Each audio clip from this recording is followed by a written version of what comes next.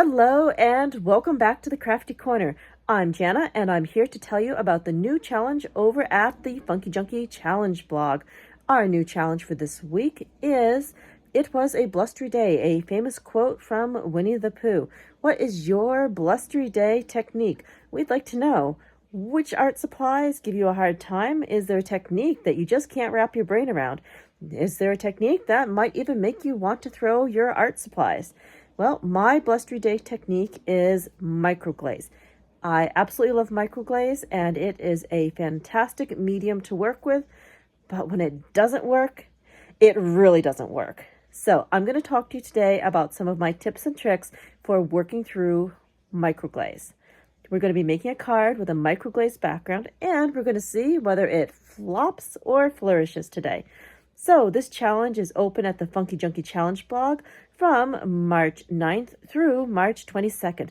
We can't wait to see all of your wonderful creations, and we'd love to hear a story about your blustery day technique or product. If you would like to see which supplies I'm going to be using for our microglaze technique, go ahead and pause here.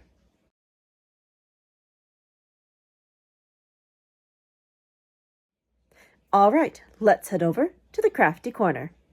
Today we're going to be creating a technique-based card, and we're going to be focusing on Distress Micro Glaze. Since our topic is crafting things that might give us a little trouble, this one is the one technique that I struggle with. When it works, it is spectacular, and when it doesn't, it crashes. So let's go ahead and play with this technique today and see what is going to happen.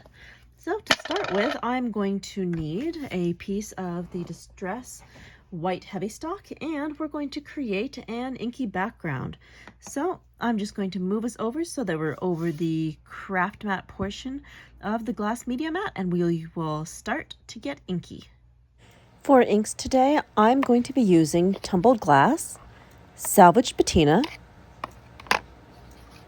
cracked pistachio, and salty ocean. We're going to just take these inks and we're going to smush them down onto the craft portion of the media mat.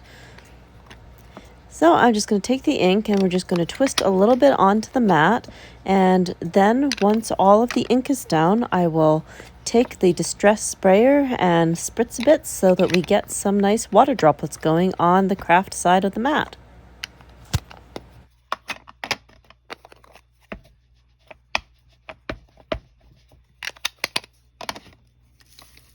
Now I'm going to spritz with the Distress water sprayer, and I'm going to keep spritzing until I have some water droplets built up on the mat. Now I'm going to take the first impression, and we've got some ink on our paper, so I'm just going to tilt this and move it around, add a little bit of water in order to get some inky movement. Now I'm going to alternate between drying the paper and adding in inky layers. We want more layers in order to build up an interesting background of ink splotches and movement. Now that we have our inky backdrop, it's time to pull out the microglaze. So for the microglaze, I'm going to be using a mini blending tool and dome foam. We're going to give it one quick twist in the jar and then smush it onto the side of our mat to make sure the glaze is incorporated into the foam. Now let's stencil. For stenciling, I'm going to be adding in bits and pieces here and there on the card. I'm not going for an all-over stencil blend because I want this pattern to kind of weave in and out of our background. So we'll stencil a bit on the bottom, and then I will stencil a little bit more on the top left corner. And the nice thing is I still have plenty of micro glaze on the mat, so if I'm running low, I can just pick up a little bit on the mat with the dome foam and continue stenciling. Good. Now that we have the micro glaze applied to the paper, it's time to incorporate some more color. I'm now going to add some spiced marmalade Distress oxide onto the craft mat, and we're going to spritz it with water, and then we're going to gently swipe and tap our piece of cardstock through it. We want to be using contrasting colors in order to make the resist the most noticeable. Now, the ink is still a little bit splotchy here, but I can easily fix that by spritzing a little bit more water onto the card. So now that we have our first layer down, I can dry it with the heat tool. Even after we dry with the heat tool, the micro glaze is still going to resist other inks when we add them into the mix. And as you can see, we've got some little water droplets beading up, so we know that our micro glaze is on there and it's doing its job resisting. Now, when using this technique, there are two troubleshooting issues that I have run into fairly frequently. The first is overuse of water. If we soak the cardstock and put too much water down, the ink that is wet is going to seep under the areas that we have microglazed and bleed, and that will lead to the pattern that we've added not resisting. The other issue that I've run into is not using enough microglaze. If we don't use enough microglaze, then there isn't enough product on our substrate that will actively resist when we're adding in new colors. So this background is looking pretty good. We've got our first layer of resist going on. So now let's add in a different stencil. The first type of stencil that I used was more of a pattern. Now I want to throw in some text and some numbers. So again, I'll give a little twist and add some microglaze to the dome foam, smoosh it off on the mat, and then I will use the dome foam and apply it through the stencil. And again, I'm going to be pretty random where I'm placing the stencil and only using bits and pieces. Again, we're not trying to cover the entire card. We're just going to cover a few choice segments. So I've been finding that the dome foam is great for applying microglaze because of its rounded form. It doesn't catch on those little edges of the stencil and allows for a much smoother application.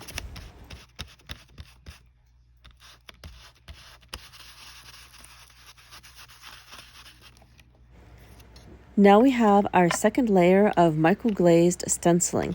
So now I want to add in a few more contrasting colors. The colors I'm going to be adding in are abandoned coral and some mustard seed. And again, of course, we're going to spritz with the Distress sprayer, get our water droplets, and then we're going to take the paper and gently swipe and tap the color into the areas where we have microglazed. As we can see right away, there is some water droplet building up around the areas that we have microglazed, and the Distress Oxide ink is sticking to those areas where we did not apply the microglaze. So we will pick the card up, move it around, add a few droplets of water here and there, add a bit more Distress Oxide. I'm just scooping up with my fingers so I can control a little bit better where the ink ends up. And slowly we are starting to reveal the resisted pattern. And this is starting to look really cool.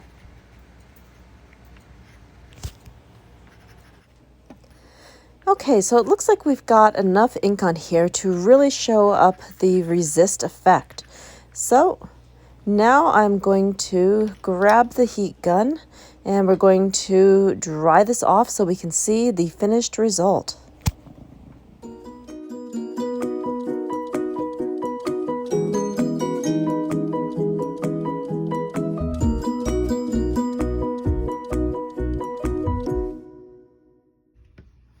There we go. We have our resist.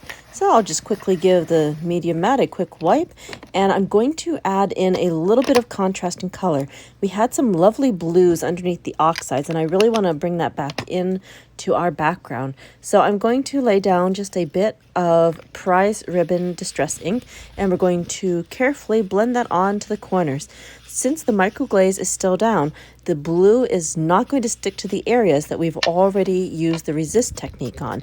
And hopefully the blue is even going to make the areas pop a little bit more. Now, to avoid this looking like we just rubbed some ink on here, I have spritzed some water to blend out the ink to give it a more natural look. And I'm going to do the same thing in this other corner. As you can see, as we're adding the blue ink, that mosaic stenciling that we did earlier is resisting beautifully. So again, spritzing with water, and I will dry this off until we have our completed background.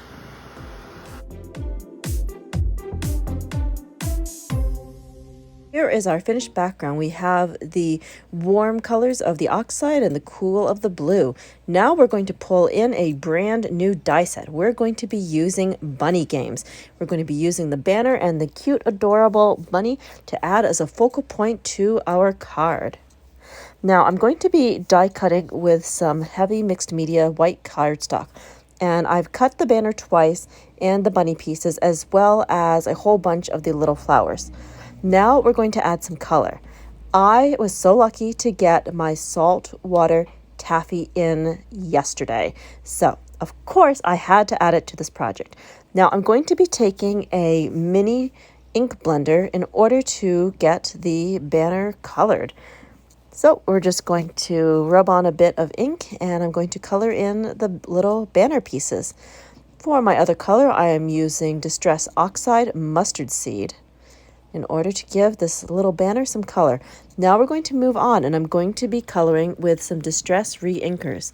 I'm going to be using some Twisted Citron for the greens, some Abandoned Coral for the drop shadow of the bunny rabbit, Kitsch Flamingo for the ears, a dash of squeezed lemonade for the flower pieces, and here we go. Time to assemble our pieces. Now, I remember to add some double-sided adhesive to the back of these die cuts, so putting it together is going to be super easy when we pull out our Sizzix Tim Holtz die pick.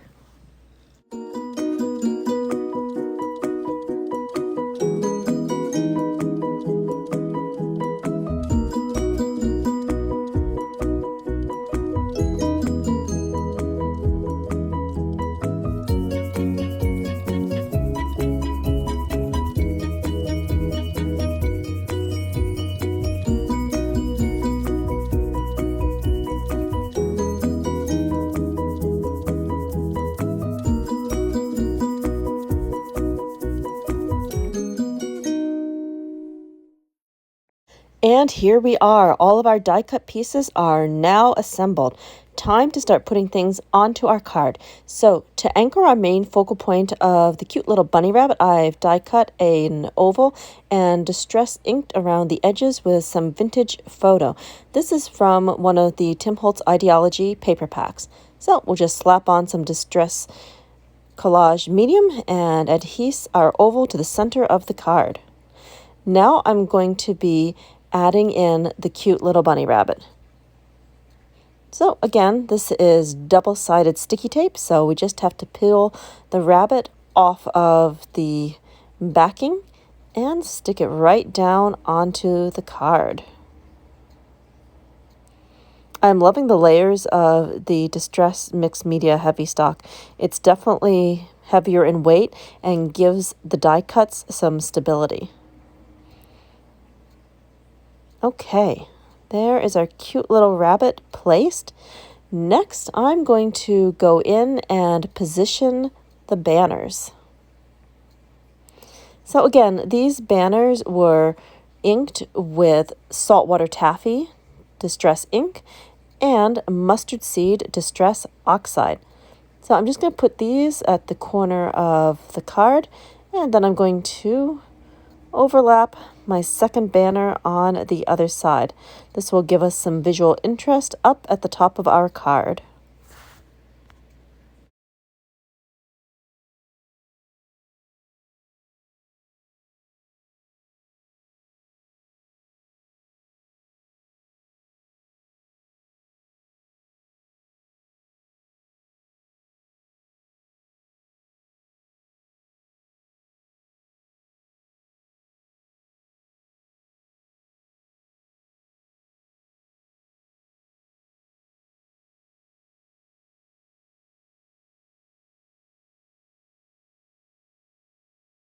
Okay, that is looking pretty good. So we have a little bit of overhang on the banners. Not a big deal.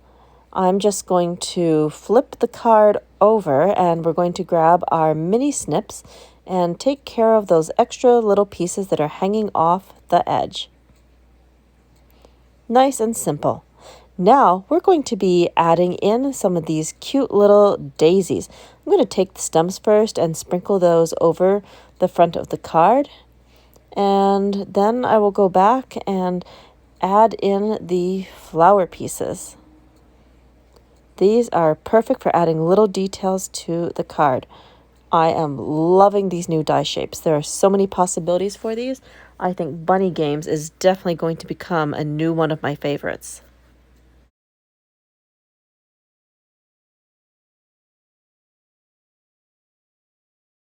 So I'm just going to scoop the little daisy pieces off using the Sizzix die pick and place them down onto the card. I love using the die pick. It is so easy to get under small die cuts that my slightly chubby fingers sometimes have a hard time picking up. So we're just going to place these out, and we're well on our way to getting a fantastic spring vibe with this card.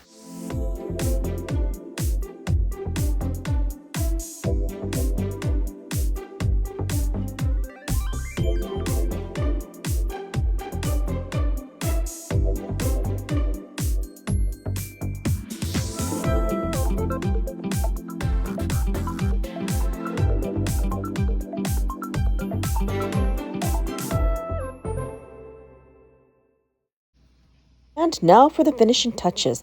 So for our sentiment, I'm pulling in the Tim Holtz Ideology Metallic Sticker Book. And for our sentiment, I'm going to be going with Make a Wish. This kind of has a birthday card vibe to it. So this seems like the right sentiment to add. We're just going to stick that down in the bottom left corner, and this card is complete. Thank you so much for joining me here today over at the Crafty Corner for the Funkie Junkie Challenge, a blustery day. So my blustery day technique is using Distress Micro Glaze. And as you can see, we have overcome this blustery day and succeeded in making a fun spring card. We can't wait to see all of your entries over at the Funkie Junkie Challenge blog. And don't forget, you can also drop your entries in on Instagram. Just be sure to mention the name of the challenge and the Funkie Junkie Boutique. So, until next time, happy crafting.